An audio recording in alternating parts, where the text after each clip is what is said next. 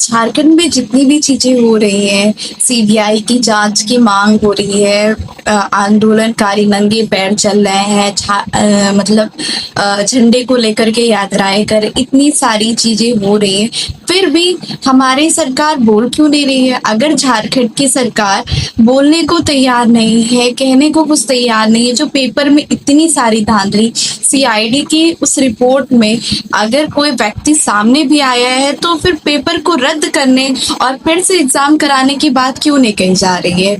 हमें ये नहीं समझ में आता है कि सरकारें इतनी गूंगी और इतनी बहरी हो कैसे जाती हैं।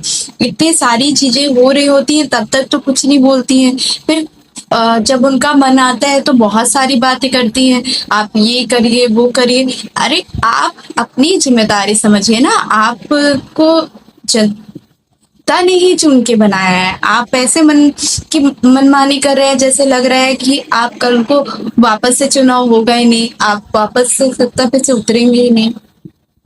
आप ठहर जाइए, तानाशाही का समय नहीं है, समय बीत चुका है। आपको बात सुननी पड़ेगी, विद्यार्थियों का मतलब जो भी समस्या है उसको हल करना पड़ेगा।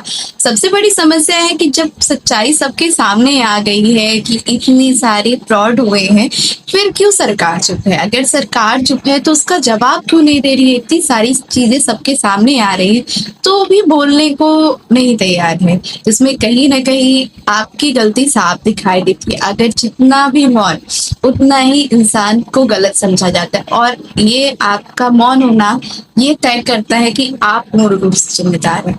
बाकी आप सभी की क्या राय है बताइएगा जरूर। धन्यवाद।